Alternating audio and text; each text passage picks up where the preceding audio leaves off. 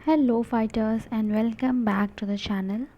और अभी हम शुरू करने जा रहे हैं एनसीईआरटी क्लास 6th और ये हिस्ट्री की बुक हम कवर कर रहे हैं। इसमें चैप्टर नंबर 6 आज हम कवर करने वाले हैं।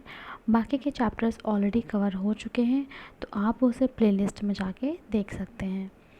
तो ये चैप्टर है न्यू क्वेश्चंस एंड आइडियाज़ के बारे में। चैप्टर का नाम है ये न्यू क्वेश्चंस एंड आइडियाज़। तो पहले कहानी देखते हैं क्या है। कहानी है आंगा की स्कूल ट्रिप। ये ऐसा पहली बार हो रहा था कि जो आंगा है वो किसी स्कूल ट्रिप पे जा रही थी। वो पुणे से निकलने वाले थे शाम की ट्रेन, रात की ट्रेन लेके, जो कि वाराणसी जाने वाले थे, जो कि महाराष्ट्र में है। और आंगा की मदर जो उनको सी ऑफ करने आई थी, उन्होंने टीचर से कहा कि आप जब जा रहे हो तो बच्चों को बुद्धा के बारे में बताना और साथ ही साथ उन्हें सारनाथ भी दिखाना। अब जानते हैं बुद्धा की स्टोरी के बारे में। सिद्धार्था, जिनको गौतमा के नाम से भी जाना जाता था, वो फाउंडर थे बुद्धिज़्म के जिनका जन्म करीब 2500 साल पहले हुआ था।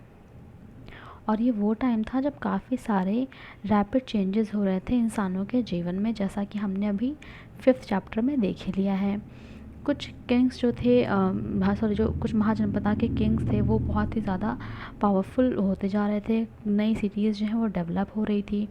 लाइफ जो है गांव की, शहर की, हर तरफ से कहीं ना कहीं चेंज हो रही थी। काफ़ी सारे थिंकर्स जो कि कोशिश कर रहे थे इन सारे चेंजेस को जो सोसाइटी में हो रहे हैं उनको अंडरस्टैंड करने के लिए, वो भी सामने निकल के आए। और साथ ही साथ वो ट्राई करना चाहते और फाइंड आउट करना चाहते थे कि आखिर लाइफ की ट्रू मीनिंग है क्या। जो बुद्धा जी थे वो एक स्मॉल गना, जिनको हम साक्या गना के नाम से भी जानते हैं, उसमें से बिलोंग करते थे और जो कि एक क्षत्रिय थे। जब वो एक यंग मैन बने तो उन्होंने अपने कंफर्ट को, मतलब अपने घर को छोड़ दिया, क्योंकि वो नॉलेज की सर्च में निकल गए। वो काफ़ी सालों तक ऐसे ही भटकते रहे, घूमते रहे और काफ़ी सारे कहाँ के काफ़ी लोगों से मिलते रहे और डिस्कशंस भी करते रहे बाकी सारे थिंकर्स के साथ। फाइनली उन्होंने डिसाइड किया कि वो खुद ही अपना पाथ लेंगे रियलाइजेशन की तरफ। और फिर उन्होंने क्या किया, काफ़ी सारे डेज़ तक मेडिटेशन किया एक पीपल ट्री के नीचे, जो कि बोधगया बिहार में था, जहाँ पे उन्होंने फाइनली एनलाइटनमेंट को अटेन कर लिया। इसके बाद उनको बुद्धा या फिर वाइज वन के नाम से भी जाना जाने लगा। अब इसके बाद वो सारनाथ के, जो कि वाराणसी के पास है, और उन्होंने पहली बार लोगों को अपने थॉट्स बताए। उन्होंने अपनी पूरी लाइफ ऐसे ही ट्रैवलिंग करते हुए बिता दी।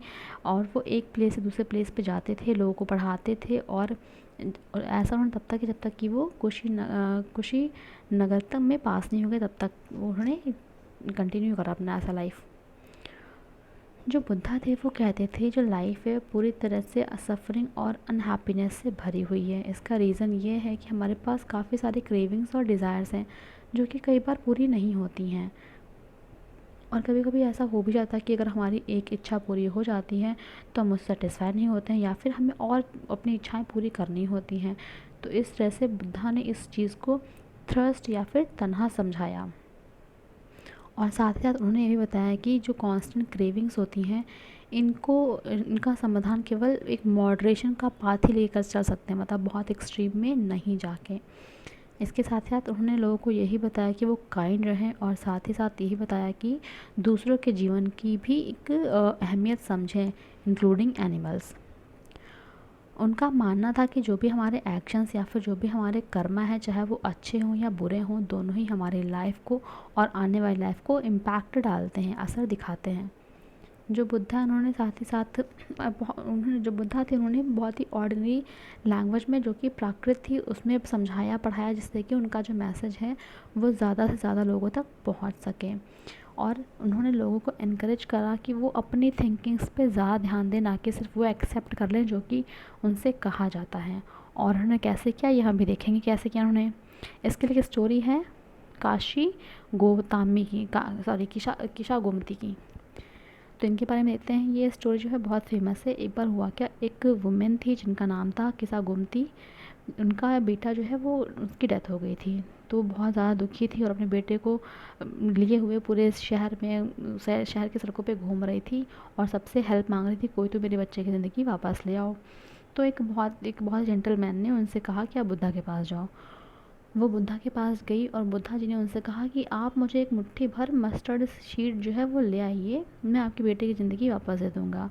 ये बात सुन के किस्सा गोमती जो है बहुत ज़्यादा खुश हुई और वो स्टार्ट करने ही वाली थी, लेकिन बुद्धा ने बहुत ही आराम से उनको रोका और कहा कि आपको शीट वहीं से लेके आनी है जहाँ जिस फैमिली में अभी तक कोई पर्सन की डेथ ना हुई हो। किस्सा गोमती जो है वो एक दरवाजे से दूसरे दरवाजे भटकती रही, बट उनको ऐसा कोई भी घर नहीं मिला जहाँ पे किसी की डेथ ना हुई हो। किसी के father mother sister brother husband wife child uncle aunt grandfather grandmother, मतलब कोई ना कोई एक मेंबर की डेथ ज़रूर हुई थी। हम जान लेते हैं उपनिषद के बारे में भी। जब बुद्धा जी का टाइम चल रहा था तो उस टाइम पे ही काफ़ी सारी प्रीचिंग्स थी और शायद उसके पहले भी हुआ करती थी। बाकी के थिंकर्स ने भी चूँकि कोशिश की थी कुछ डिफ़िकल्ट क्वेश्चंस के आंसर जानने की, और कुछ तो ये भी जानना चाहते कि आखिर आफ्टर डेथ होता क्या है। ओके, और कुछ ये भी जानना चाहते थे कि आखिर सेक्रीफाइसेस क्यों किए जाते हैं, क्या रीज़न है, इन सब के बारे में भी बताया गया है। काफ़ी सारे थिंकर जो ये सब फील करते थे और कुछ एक परमानेंट चीज़ चाहते हैं जिससे कि चीज़ों को रख के मतलब हमेशा के लिए रखा जा सके, ऐसा चाहते थे।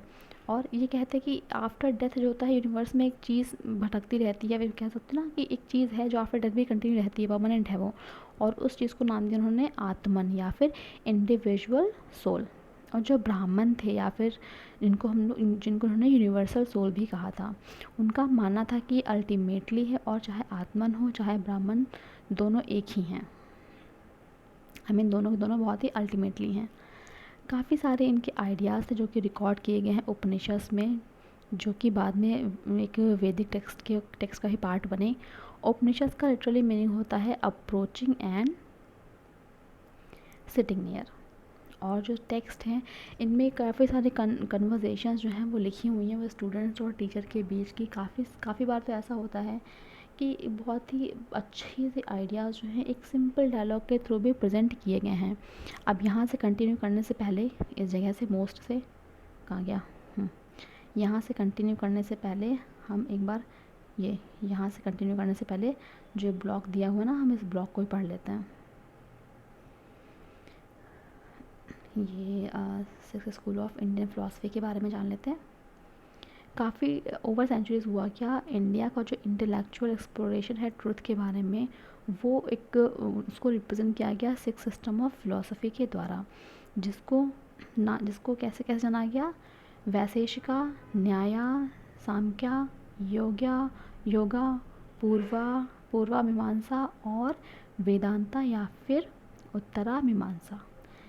ये जो सिक्स सिस्टम है फ़िलासफ़ी के, इनको एक तरह से ऐसा माना जाना या फिर ऐसा कहा जाना कि फाउंड किया गया है सेजेस कोंदाना, गोतामा, कपिला, पतंजलि, जैमिनी और व्यासा के द्वारा। ये जो फ़िलासफ़ीज़ हैं ये स्कॉलरली लोगों को गाइड करती थी कि कैसे चीज़ों को करनी है।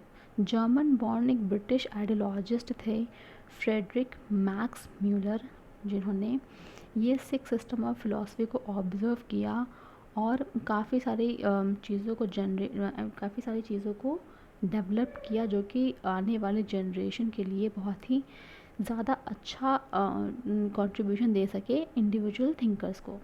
हालांकि जो आज हम चीज़ें देख रहे हैं वो एक हार्मनी में चल रही हैं, उसमें ट्रुथ है क्या नहीं है, इसकी अंडरस्टैंडिंग जो बैठ रही है, पहले से अब में काफ़ी सारे डिफरेंसेस देखने को मिल सकते हैं। अब नेक्स्ट है ये द वाइस स्पीकर के बारे में। ये एक तरह का डायलॉग है जो कि बेस्ड है एक स्टोरी फॉर्म में, जो कि बहुत ही फेमस उपनिषद है जो कि है छंदोग्य उपनिषद। ओके, इसमें सौनका और अभी प्रतारिन ये दो सेजेस हैं जो कि वर्शिप कर रहे थे यूनिवर्सल सोल को। एक बार हुआ क्या, वे बैठे और खाना खा रहे थे, एक बेगर आया और उन्होंने उससे खाने के लिए मांगा। तो शौनका ने कहा कि हम जो अपना फूड है वो किसी से स्पेयर नहीं कर सकते, किसी से बांट नहीं सकते। तो इस पे बेगर ने कहा कि जो भी आप सीख रहे हो लर्नर सर्स, तो आप पूजा किसकी करते हो? तो अभी प्रतारिणी ने रिप्लाई किया, यूनिवर्सल सोल की। तो इस पर फिर से इस पे हुआ क्या, तो उसने पूछा अच्छा मतलब आप जानते हो कि यूनिवर्सल जो सोल है पूरे इंटायर वर्ल्ड में फिल करती है? तो जो सेजेस थे उन्होंने अपने अपने सिराते हुए कहा यस यस, हाँ हमें पता है। तो बेकर ने इस पे कहा अगर जो यूनिवर्सल सोल है पूरे वर्ल्ड को फिल कर रही है तो इसका मतलब मुझे भी फिल कर रही है। तो इस तरह से हुआ ये, क्या मैं इस वर्ल्ड का पार्ट नहीं हूँ? तो तो ये भी बात कहा फिर कि आप अगर ट्रुथ बोलते हो तो बताइए यंग ब्राह्मण। फिर हुआ क्या, जो सेजेस ने कहा you are not giving me food, आप मुझे खाना नहीं दे रहे हो, आप एक्चुअली मुझे खाना देने से मना कर रहे हो, मतलब कि यूनिवर्सल सोल को खाना देने से मना कर रहे हो। और इस पर सेजेस को रियलाइज़ हुआ कि ट्रुथ क्या है और बेगर क्या कहना चाह रहा है, और फिर उन्होंने अपना खाना उसके साथ शेयर किया। तो ये थी स्टोरी। अब आगे बढ़ते हैं अपने चैप्टर की तरफ, जो कि हमें यहाँ से कंटिन्यू करना था मोस्ट उपनिषद थिंकर्स से आगे। तो काफ़ी सारे उपनिषदिक थिंकर्स भी थे जिनमें कि मोस्टली मेन थे, स्पेशली ब्राह्मण्स और राजास। ओकेजनली वहाँ पे किसी विमेन थिंकर का मेंशन हो, जैसे कि गार्गी हो गई जो कि बहुत ही फेमस थी अपनी लर्निंग के लिए, और उन्होंने प्रैक्टिस भी की थी काफ़ी सारे डिबेट्स को जो कि रॉयल कोर्ट्स में होते थे। जो पुअर पीपल थे उनको रेयरली मौका मिलता था कि इन डिस्कशन में पार्ट लेने का। एक फेमस एक्सेप्शन भी है सत्यकर्मा जबाला का, जिनका नाम रखा गया उनकी मदर के नाम पे ही, जो कि एक स्लेव वुमेन थी जबाली। उनकी बहुत ही डीप डिज़ायर थी कि वो रियलिटी को जाने समझें और पढ़ें, और उनको एक स्टूडेंट के जैसे एक्सेप्ट भी कर लिया गया एक ब्राह्मण टीचर के द्वारा, जिनका नाम था गौतमा। और इस तरह से वो बेस्ट नोन थिंकर बने उस टाइम के। काफ़ी सारे जो उपनिषद के आइडियाज़ हैं वो बाद में डेवलप हुए। जो फेमस थिंकर थे शंकराचार्य, जिनके बारे में अभी हम आगे क्लास 7 की बुक में पढ़ेंगे, उसमें तक पता चलेगा। और जैनिज्म कंटिन्यू करने से पहले हम पाणिनि द ग्रामरियन के बारे में पढ़ लेते हैं।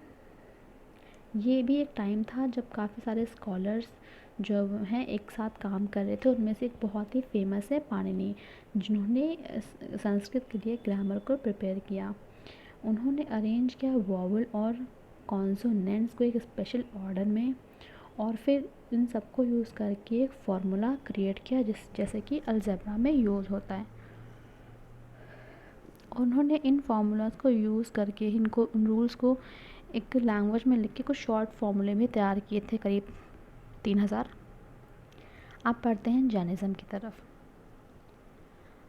जो लास्ट और 24th तीर्थंकर थे जैनिज़्म के वो थे वर्धमान महावीरा, जिन्होंने अपने टाइम पे काफ़ी सारे मैसेजेस को फैलाए थे लगभग 2500 साल पहले। वो एक क्षत्रिय प्रिंस थे लिच्छावीज़ के, जो कि एक ऐसा ग्रुप है जो वाजी संघा का पार्ट हुआ करता था। इसके बारे में हम चैप्टर 5 में ऑलरेडी पढ़ चुके हैं। 30 साल की एज में क्या हुआ, उन्होंने अपना घर छोड़ दिया और जंगल में रहने चले गए। आगे आने वाले 20 साल उनके काफ़ी ज़्यादा हार्ड थे और एकदम लोनली लाइफ हो गई थी। और इसके एंड में जब उन्हें एनलाइटनमेंट प्राप्त हुआ, ये सबकी बात है, उन्हें बहुत ही सिंपल डॉक्ट्राइन बताई कि जो मैन और वीमेन हैं जो चाहते हैं ट्रुथ को जानना, उनको अपना घर छोड़ना ही पड़ेगा। उनको बहुत ही स्ट्रिक्टली अहिंसा के रूल्स को फॉलो करना पड़ेगा, जिसका मतलब है किसी को भी हर्ट नहीं करना या फिर किसी की भी जान नहीं लेना, ऑल बींग्स की, चाहे कोई भी हो। ऐसा महावीरा ने कहा कि हर किसी को जीवन जीने का अधिकार है। ऑर्डिनरी पीपल जो महावीर की टीचिंग को समझ सकते थे, उन्होंने उनको फॉलो करना शुरू किया, क्योंकि वो एक प्राकृतिक लैंग्वेज का यूज़ करते थे, और ये प्राकृतिक लैंग्वेज ऑर्डिनरी पीपल की लैंग्वेज हुआ करती थी। प्राकृतिक की काफ़ी सारी फॉर्म्स थी जो कि डिफरेंट पार्ट ऑफ कंट्री में यूज़ होती थी, और जिस रीजन में वो यूज़ होती थी उस रीजन के नाम पे उस लैंग्वेज का नाम हो जाता था। जैसे कि प्राकृत जो है मगध की अगर रीजन में बोली जा रही है तो उसको मगधी कहते हैं। जो महावीरा के फॉलोअर्स थे उनको जैनास के नाम से भी जाना जाता था, जो कि बहुत ही सिंपल लाइफ जीते थे, बेगिंग करते थे खाने के लिए, और बहुत ज़्यादा ऑनेस्ट होते थे। और स्पेशली उनको कहा था कि आपको चोरी नहीं करनी है, और उसके साथ साथ उनको उनको सेलिबेसी ऑब्ज़र्व करनी होती थी, और जो मेन हैं उनको हर एक चीज़ गिव अप करनी होती थी, इंक्लूडिंग देयर क्लोथ्स। ऐसा करना बहुत से मैन वीमेन के लिए मतलब डिफ़िकल्ट था कि इतने स्ट्रिक्ट रूल्स को फॉलो कर सकें। इसके बावजूद भी थाउजेंड्स ऑफ पीपल्स ने अपना घर छोड़ दिया था, और इनके इनके ये जानने समझने के लिए कि लाइफ क्या है, ट्रुथ क्या है, इनके जो भी रूल्स थे उनको फॉलो करना शुरू किया था। और काफ़ी सारे ऐसे भी थे जो उनके मॉन्क्स बन गए, और उनको मॉन्क्स बन गए, नन्स बन गए, और उनको खाना प्रोवाइड करते थे। जैनिज़्म को जो है उनको उसको मेनली सपोर्ट किया गया ट्रेडर्स के द्वारा। फार्मर्स जो कि इंसेक्ट्स को किल करते थे, और किल करते थे जिससे कि वो अपनी क्रॉप को प्रोटेक्ट कर सकें, उन्होंने इस मतलब सिस्टम को फॉलो कर पाना बहुत ही ज़्यादा डिफ़िकल्ट समझा। करीब हज़ार सालों तक, मतलब 100 सालों तक जैनिज़्म जो है इंडिया के डिफरेंट पार्ट्स तक पहुंच गया, स्पेशली नॉर्थ इंडिया से गुजरात तक, तमिलनाडु और कर्नाटका तक। जो महावीरा की टीचिंग्स थी और जो उनके फॉलोअर्स थे वो ट्रांसमिटेड करने लगे चीज़ों को ओरली काफ़ी सेवरल सेंचुरीज़ तक। इनको क्या क्या है फिर लिखा भी जाने लगा। एक प्लेस है गुजरात में, वल्लभी नाम से, वहाँ पे करीब 1500 साल पहले। अब आते हैं संघा के बारे में। जो महावीर और बुद्धा जो दोनों ही थे, उनको ऐसा जो भी महसूस हुआ और जो भी हुआ, उन्होंने ट्रू नॉलेज के प्राप्ति के लिए अपना घर जो है वो त्याग दिया था। उन्होंने क्या किया, उन्होंने अपने रहने के लिए संघा का एक इंट्रोड्यूस कराया, जो कि इसका मतलब होता है एक एसोसिएशन उन लोगों के लिए जिन्होंने अपना घर छोड़ दिया है। और जो बुद्धिस्ट संघा के लिए जो रूल्स बनाए गए थे उनको एक बुक में लिखा गया है जिसका नाम है विनय पिटका। और इससे हम जान सकते हैं कि यहाँ पे सेपरेट ब्रांचेस होती थी मेन और वीमेन के लिए। जितने ही मेन थे वो संख्या को ज्वाइन कर सकते थे, लेकिन जो बच्चे थे उनको अपने पेरेंट्स की परमिशन लेनी होती थी, जो स्लेव्स थे उनको अपने मास्टर्स की परमिशन लेनी होती थी, और जो लोग वर्कर थे किसी के यहाँ पे, तो उनको अपने डेबिटर्स या फिर क्रेडिटर्स से परमिशन लेनी होती थी। जो वीमेन थी उनको अपने हस्बैंड की परमिशन लेनी होती थी। जो मैन एंड वीमेन हैं जो कि संघा को ज्वाइन कर रहे हैं, बहुत ही सिंपल लाइफ को लीड करेंगे, वो अपना ज़्यादा टाइम मेडिटेशन को समर्पित करेंगे, और शहर गांव जाके भिक्षा मांगेंगे खाने के लिए अपने एक फिक्स्ड आवर में। वो भी, इनको हम लोग भिक्खूज भी कहते थे, इसका मतलब है बेगर और भिक्खुनीज़। ये दूसरों को पढ़ाते थे और एक दूसरे की हेल्प करते थे। ये मीटिंग्स भी रखते थे कि कैसे जो भी संघा में अगर कोई डिस्प्यूट अगर होता है तो उसको कैसे सेटल करना है। और जो संघा को ज्वाइन करते थे इसमें इंक्लूड थे ब्राह्मण, क्षत्रिय, मर्चेंट, लेबरर्स, बार्बर्स, काफ़ी सारे लोग। और क्या हुआ, साथ ही काफ़ी लोगों ने इन बुद्धा की टीचिंग्स को भी लिखा। उनमें से कुछ ने तो इनको बहुत ही ब्यूटीफुल पोम उसमें कंपोज किया है उनकी लाइफ के बारे में, संघा के बारे में। अब आते हैं मोनास्ट्रीज़ के बारे में। शुरुआत में दोनों जो बुद्धिस्ट और जैन मॉन्क्स थे वो एक प्लेस से दूसरे प्लेस तक जाते रहते थे साल भर, और लोगों को शिक्षा दिया करते थे। केवल एक ही टाइम ऐसा आता था जब वो एक प्लेस पे रुकते थे, और वो टाइम था रेनी सीज़न, जो कि इस टाइम पे काफ़ी डिफ़िकल्ट होता था ट्रैवल कर पाना। और उस टाइम पे सपोर्ट करने के लिए उन्होंने टेम्प्रेरी शेल्टर्स बनाने शुरू कर दिए अपने रहने के लिए, और जो कि मोस्टली नेचुरल केव्स में हुआ करता था, एक हिली एरिया में। जैसे जैसे टाइम बीतता गया, काफ़ी सपोर्टर्स जो थे मॉन्क्स के और नन्स के, उन्होंने उनके लिए उनको फील हुआ कि एक परमानेंट शेल्टर होना चाहिए, और फिर फाइनली मोनास्ट्रीज जो हैं वो बिल्ड हुई, जिनको नाम दिया गया विहारा।